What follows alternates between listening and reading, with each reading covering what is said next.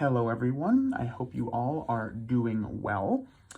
Today we are taking a look at Cassell's Latin Dictionary, which might at first not seem all that exciting, but I do promise that this little book does have some interesting features, and with that we will sort of begin exploring them. A little background, the Cassell's Latin Dictionary has quite a long history. Its first publication was in 1854, so it goes quite a ways back. This particular edition is copyright 1968, so it's gone through some revisions and things, and it contains both a Latin to English and English to Latin section, as well as some other little fun miscellaneous materials. And with that, I suppose we'll hop right in. Right, so upon opening the book, you get a little introduction, which gives you some background about the dictionary. That's where I got that 1854 number from. Put together initially, right, by John Relly Beard and his son Charles Beard, right? So sort of illustrious composition there. And then there's a little section to the reader, sort of explaining to you a little bit of how to use the dictionary. And then here you have a list of Latin authors and how they are abbreviated within the dictionary, because a lot of entries, not all, but a lot of entries will have quotes from authors, sort of as a way to like attribute different word usages. So for example, if we pull into here, if I bring this up to you, you can see we have, for example, here's a definition, and then they give you sort of, here's, Cicero using it in this way, and, another one, and then there's a lot of Cicero on this particular page, but there's other authors as well, you have like, Ovid, and so on and so forth, just to give you an example of how different authors use words, because sometimes words can be used in certain ways by certain authors, right? So this dictionary attempts to give you a little smattering. This is standard practice for a lot of dictionaries like this. I know the Oxford Latin Dictionary does it, and so it's pretty common. This particular dictionary is obviously a lot smaller than something like the Oxford Latin Dictionary, which attempts to be as sort of comprehensive as possible. This is a pretty good medium. It's you can wield this pretty easily. You can throw this in a bag. It's not too clunky. Whereas something like the Oxford Latin Dictionary, like you need a wagon to haul that thing around for any extended period of time. So sort of back to the beginning, and then we also have sort of special terms and how they're abbreviated, and so on and so forth. And then we have this little interesting section about the Roman calendar. We also have some Latin abbreviations as how they abbreviated names. Pretty cool. I'm not exactly sure why the dictionary's authors thought it important to include a section about how the Roman calendar was constructed, but it is in here. And that is one thing I have noticed about the Cassell's dictionary, is based on the exact edition, you get some different stuff. So this is just sort of like your bog standard one. If you look up Cassell's Latin Dictionary, this is the first thing that pops up. I think I bought this on Amazon for like $20, $30. It says 30 on the back, well, $29.99, but depending on where you buy it, you might be able to get it cheaper than that. It's kind of a lot. I don't remember if that's exactly how much I spent for it or not.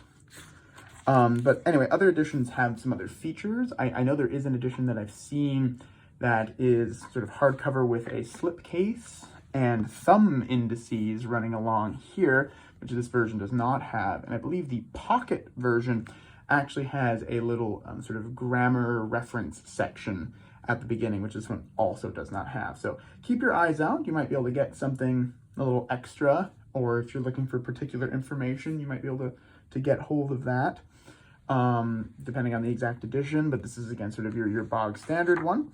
And I mean, aside from that stuff in the front, it's just sort of a standard dictionary. You have your guide words along the top, and it's sort of formatted rather handsomely, page numbers at the bottom, and then you just sort of go down. The words are bolded, easy to find, and pretty easy to use. And it goes pretty in-depth, which is rather nice. The Latin to English section is very long, and the English to Latin section is a lot shorter. I bookmarked it here, this cute little bookmark I got for free. It's much shorter overall, but it is nifty to have this section. I don't know how many people are really doing sort of composition in Latin, but if that is something you are doing, it is here to help you. And as the introduction sort of said, the idea initially was to have a Latin equivalent for most sort of commonly used English words, at least at the time it was written. So, you know, a long time ago, but it's still here. And it is somewhat antiquated. You know, it does sort of show its age in some ways, but it's still definitely a very usable book. But I suppose the more interesting question about a book like this is not how to use it or what information is at the front, but rather why you would opt to own something like this. You know, I know classics and sort of language studies can often be a somewhat traditional or, you know, dare I say, conservative discipline, but obviously we're not ignorant of the advances in technology that are around us, and all of this information can be found online for free. So why would you spend money to own a paper dictionary? And this is a question I do ask myself from time to time, and I'm sure lots of people do. Most of the dictionaries I use are online, but why own a thing like this? And the answer is, you know, context, I suppose. When you look up individual words online, you just get that particular word. But when you have to look through a dictionary, you get the word you're looking for, but also words around it. You might notice patterns. You might notice, you know, a bunch of words beginning with a particular prefix and how they're used and that sort of thing. And you get a little bit of a broader understanding of how to, or not necessarily how to, but how different words sort of fit together in one another. And also sort of the physical act of having to look it up is kind of a pain. So, you know, hopefully you'll be a little bit more committed to remembering what a word means if you have to actually, you know, flip through a bunch of pages to find it. But, you know, other than that, I can't really say that there's too much here. I mean, some people do prefer the tactile feel, and obviously a book won't give you eye strain and you don't have to charge it or anything like that. So there are those sort of advantages. And I will say that, you know, sometimes, you know, even though I primarily use online dictionaries, there are times where I can't find a particular word that I'm looking for online, or at least not quickly and easily, and I have sometimes found them in here. So it's always good just to have as a backup, as a reference, that sort of thing. And again, that context that it gives you is very important. I would actually be very keen to know what you all think about that. Do you use paper dictionaries, or is this a relic of a bygone era and we're just sort of clinging on to them?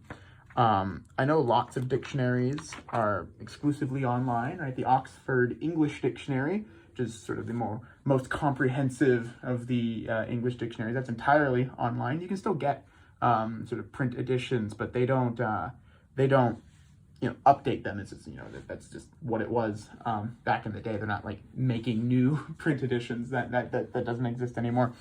And I wonder, you know, if something like this is this an obsolete relic, or do we have legitimate uses for something like this? I think there is still a place for this, just to have as an object and sort of peruse through and to get that extra context and sometimes help you if you're missing something. But I will say that more often than not, this does just kind of sit on my shelf and doesn't get used a whole ton, which is a bit of a shame. I was just wondering how all of you feel about this sort of thing. So I'd be very interested to see what you have to say about that in the comments and whatnot. Other than that, I don't particularly have much more to say, so I will just leave it with that. And that is a sort of a brief overview of Cassell's Latin Dictionary. And yeah, that's about all I have to say. I hope you all have a wonderful day, and I do hope to be uploading more often, so I will hopefully see you sooner than later. Take care.